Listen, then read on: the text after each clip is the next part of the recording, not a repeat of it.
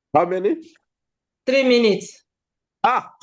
I'm still on slide number 10 and I have 15 slides. Okay, let me look at the most important.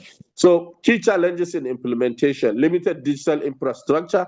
You know, the whole of the country, we have about just 48.5% or thereabout that is covered with broadband. So that's why even some people are arguing, why do we need live transmission of result? Because many of these communities, many of these places are still passing through challenges, and all of us recently know we are facing a lot of challenge with internet connection. Even making calls is a difficult thing. I wonder how we are getting even this, happening today. Resource constraint, which is part of the challenges for civil society, for media, for other actors that will support. We also have trust deficit. Nobody is trusting government because the government and other is not doing what the people are expecting. The skill, everything. There are trust deficit everywhere in Nigeria, including family. Parents are not trusting their children. Children are not trusting their parents. A lot more. Rapid information ecosystem and other. So what are the solution pathways? We say mobile first approach, offline content distribution, solar power learning centers and others. We need to sometimes go back to, olden days techniques of placing magic and other things people to come and watch, and also creating other things using, this Davido and others who are now influencers. How many of Nigerian influencers are talking about these things? We need to get them. We need to engage them. So when you get the paper, you will see all these solutions. Now, policy and program recommendation. Government will have recommendation for them. Develop national digital literacy strategy integrated into education curriculum. I know discussion is ongoing, but they need to fast track this. Establish multi-stakeholder national counter-narrative center, although we already have a national counter-terrorism center which is dealing with that, which are also now promoting a non-kinetic approach to be 70%, while kinetic, which is military, 30 or less. Fund community-based prevention programs, particularly in vulnerable areas where government cannot reach, where is ungoverned space. How can we utilize civil society and others? Educational institutions, we have given recommendation. Civil society communities amplify youth voice and peer-to-peer education initiatives. Engage religious and traditional leaders as credible messengers. Establish community monitoring and early warning system. This is supposed to be in every community. We need early response, early warning mechanisms, and people should be trained at every level of society. I know we have done this in Sokoto. In many communities, we have established even civil military platforms to reduce human rights violation and other things during conflict and other things. For education institutions, we say prioritize critical thinking and media literacy across all levels of education, create safe space for students to discuss sensitive topics and diverse perspective. Also partner with tech companies for digital safety and training resources. And also we can add the issue of strengthening guidance and counseling unit, which is the biggest challenge we're having today. Then we talk about technology platforms, enhance content moderation in local Nigerian languages, provide transparency on algorithm content correction, and also support fact-checking organization and content narratives campaign. We need to monitor everything that is happening and ensure that is aligned with national interests. We have a lot of policies, national policy framework on preventing and countering violent extremism, strategy on counterterrorism, data. So there are a lot of policies. Time will not permit to bring them all here, but these are sensitive and important things that we need to. Then way forward, we say preventing online radicalization requires sustained coordinated action across education, technology, policy, and community engagement. Immediate priorities should be what? Scale digital literacy program to reach underserved population, especially youth in conflict-affected areas. Strengthen partnership between government, civil society, tech platforms, and communities. Invest in evidence-based research and content-specific intervention for Nigerians. Build capacity of educators. We have started another one recently. This Saturday we'll complete on LinkedIn. We are training educators across Nigeria on some of these, how they can utilize LinkedIn, how they can link up with other educators across the world. We are working with Scholar and other platforms, maybe sponsoring that so far. Then invest in evidence-based research and content, build capacity of educators, community leaders, and youth to deliver prevention program, establish robust monitoring system to track effectiveness and adapt strategies, foster inclusion, national dialogue on preventing violent extremism while protecting the right. Building digital resilience for peace. Education empower critical thinking. Digital literacy protects against manipulation. Counter narratives offer hope and alternatives, while prevention is a shared responsibility. To conclude, we say our greatest weapon against violent extremism is not force. It's not force, but the empowerment of informed, resilient, and engaged citizens. On this note, I want to say a big thank you to you for inviting me to speak this morning on this topic. And I thank the participant and everyone for listening. And I'm sorry that we could not share the slides, which I believe somehow made the discussion boring. I believe when they are seeing the slides, they may be easily, acquainted with all these presentations. Together, we can build a safer, more resilient Nigeria. Thank you, and over to you, moderator. Thank you very much, sir. That was a wonderful presentation. Before I proceed, I want to know if Mr. Jaye Gaskia is online.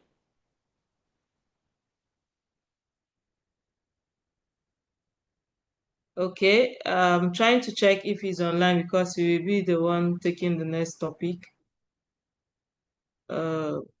All right. Thank you very much, Mr. Speaker. That was a wonderful presentation. Let me give a quick recap from what I jotted down here. So he talked about the pull and push factor as the drivers of violent extremism in Nigeria, and he stressed on the large number of people that are using internet and the number of people available on all social media platforms. And he talked about looking into digital vulnerabilities, that considering this large number of people, what effort have been put in place to ensure that most people are not vulnerable to misinformation online. He also talked about limited media literacy, so hence the need for media education. And he mentioned four things that we need to do. He talked about exposure, engagement, grooming, and action. Then he mentioned another dilemma. I tag it the dilemma of joining terrorism, where you have the option of either you join or you die. So this is a critical point in time because even you see where the victim is also a victim. So we need to call on us stakeholders to really put all hands on deck to make sure that such things are to some extent managed. Then the speaker also talked about, he said, how do we promote tolerance and acceptance in the society? So he stressed on the need for that, religious tolerance, cultural tolerance, and he also emphasized on the need for religious and traditional leaders to teach the people the right thing. That let's engage the people also to understand the right information.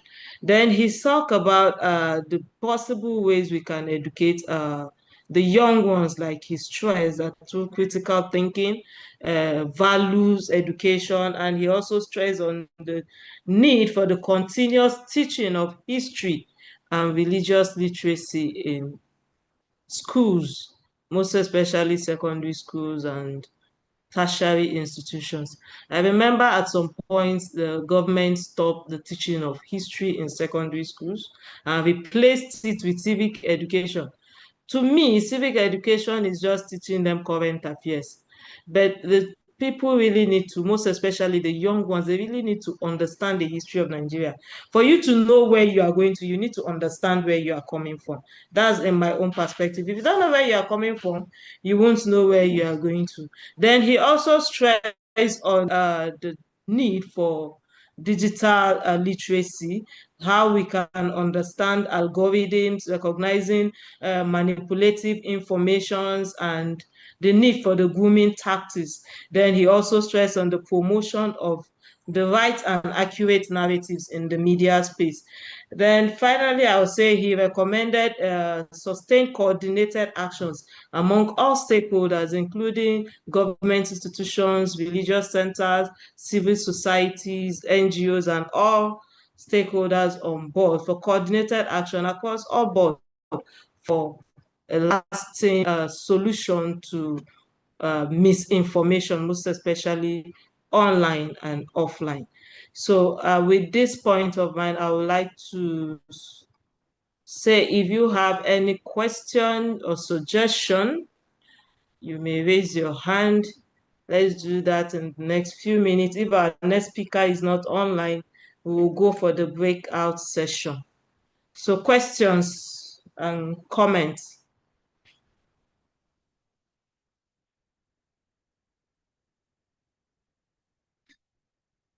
You may also want to send your comment on the chat box if you don't want to speak. All right.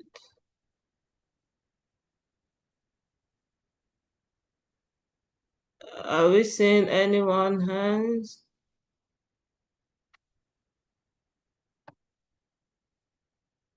Okay. In the absence of that, I would like to. Okay. Okay. In the absence of any question and comment, I would like to.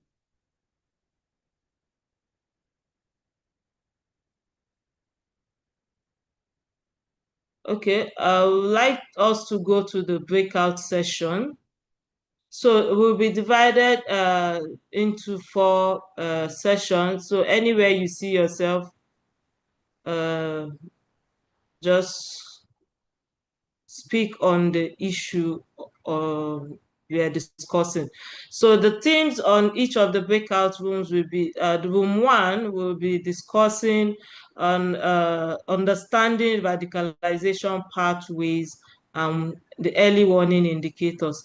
So in this group, you look at the gradual and multidimensional process that shaped people's psychological, economic, and ideological uh, ideas.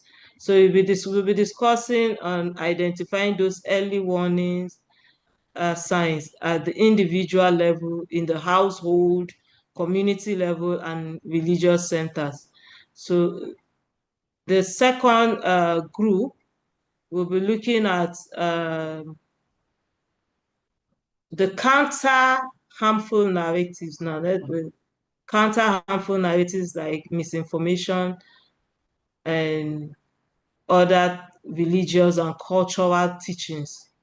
So we look at these narratives and what are the measures we can put in place for measuring the impact and reducing the, the implications on individuals. And the third group will be talking about the radicalization prevention frameworks. What are the frameworks we can put in place to prevent radicalization, both at the national, the local, and the state level? And where applicable, we are going to discuss how to apply them and address, we're also looking at address human rights protection, social justice. So if you see yourself in any of these groups, just pick one of the topics and discuss about it. So we're going to do that in the next 10 minutes while we come back to. So one person will summarize what was discussed on each of those platforms. Then we comment and ask questions. So we have 10 minutes to do that. We'll be back by 12:07.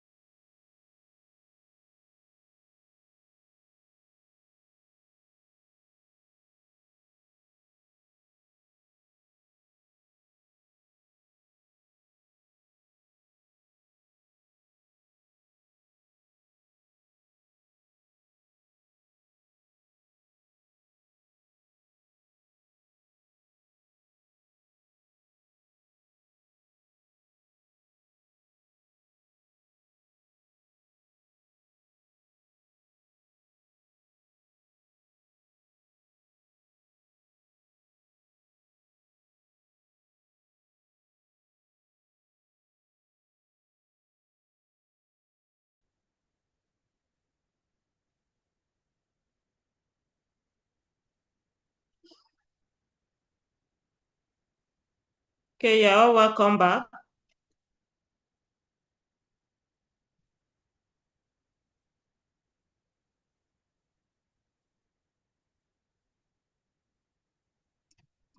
All right.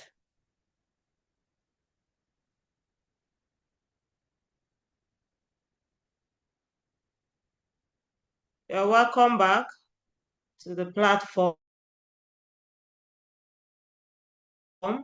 So in this way, we are going to continue the discussion from the different groups discussion. We have them on the chat, so you can check it on the chat, because I can see some people are just joining us.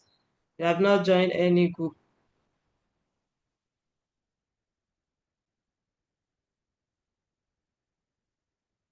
Okay, let's start with group 1. Let's hear from you. Comments, suggestions, questions.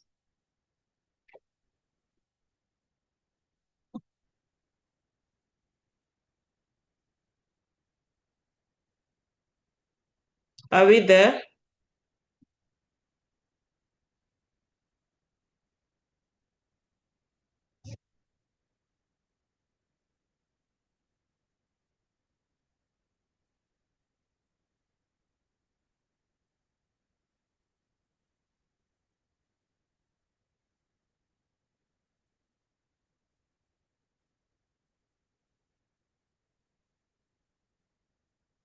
I'm not seeing any hand raised. No comment.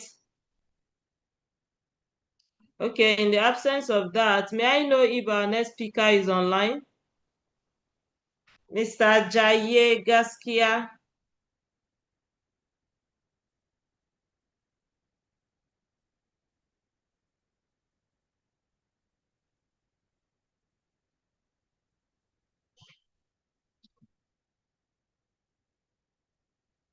Okay, our next speaker is not online. So I think at this juncture, we'll have to close the meeting.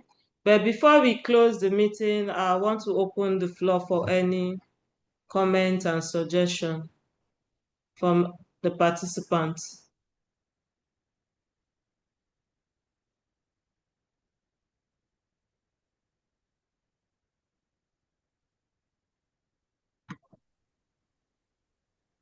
Okay, I have some hands raised. Mahmoud Jajere, kindly unmute yourself and speak. Thank you so much, Ma. Good afternoon, all, and thank you so much for this wonderful presentation on important topic that is currently ravaging the whole country. I can say not just the northern part of the country, as we can see, even the south, some part of the southern country are already started facing such challenges. So my own inputs will be on the importance of this media, utilization of media, both online and offline media, in countering narratives, more especially the online, as most of our youth who are the most vulnerable victims of these extremist groups are always online. Most of them spend most of their hours online. As such, that's where there is need for more support. All government and non-governmental organizations need to come together to make sure that countering narratives was regarded as a very important idea. As I was opportune to work on the prevention of violent extremism, but despite my knowledge, or I can say before that working, I watched a video of Bello Truji whereby he was explaining what he faced with just a simple thing that happened with his father, whereby it took them about 7 years in the court, and no justice was received, as he was saying. So if such narratives will be going online, at times they are truth, but not always truth. As we know, the extremists use these narratives to look for followers, so that many people will see, these people were the victims, while they have make a lot of damage to their communities and other things. So it's very important for the government of Nigeria to make sure that countering narratives online using our available organizations that can do it. It can stop some of the narratives before even reaching the public, and making sure that countering them directly is regarded as a very important approach. That's why that I know the Office of National Security Advisor and other governmental organizations are doing their best on the non-kinetic approach on the prevention of violent extremism. So this is what I want to say about the need for more effort on this online utilization to counter narratives of violent extremism. Thank you, and over. Thank you very much for that contribution. Well, I would say the online narrative is not only on the hand of the government, it's also voiced out on all individuals and stakeholders. We also need to put conscious effort, just as the last speaker had said, that we need a accurate, as in a deliberate, sustained coordination of online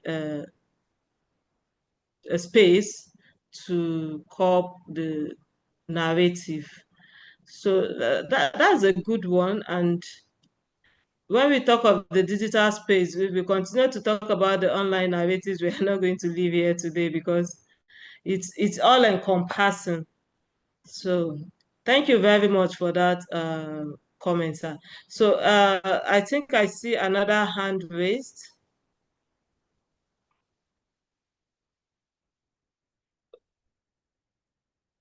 I saw someone's okay. Ma'am, is it Abubakar Muhammad Gombe? Okay, you can unmute yourself and speak. Well, good Okay. afternoon. Good afternoon, Ma.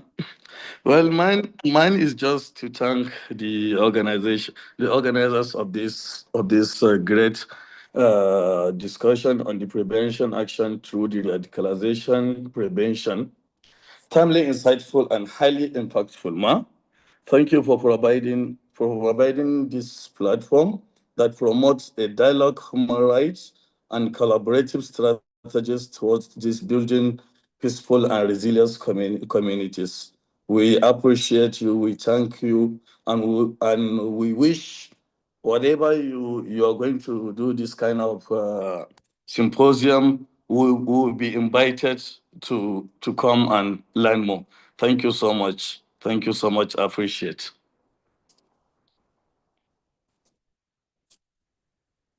Thank you very much for that comment. So I don't know if the last speaker is still online. Maybe you can give us a comment before we close the session. Dauda Gambo, Mr. Dauda Gambo. Okay, he's not online. Okay, in the absence of that, so I would like to give a recap, then we close the session. All right, so the first speaker, he talked about the early warning and response system for radicalization, bringing it down to the community level. He stressed on the need for religious institutions and government institutions to be conscious about the signs of radicalization. He also stressed the need for the government to be available in all our governed spaces. And he tagged on governed spaces to be not only forests, but also the lives of individuals, the communities, and homes. Then the second speaker, he emphasized on the need for digital literacy to reduce the narratives of violent extremism. So I would like to thank everyone on behalf of Peace Building Development Foundation, who is working under the umbrella of Peace Building Development Consult. We want to appreciate each and every one of you for coming and taking your time to attend this symposium. And we hope that next time we call on you, you will not hesitate to attend our programs. Once again, thank you very much and have a wonderful day.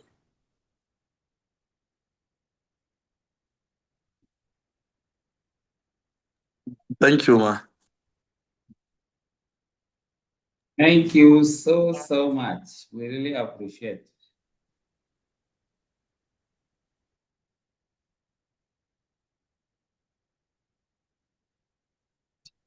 Thank you, Ma. We really appreciate, and anytime when there is such kind of training, we are waiting for your invitation. Thank you, Ma. Thank you very much while we await your materials. Thank you.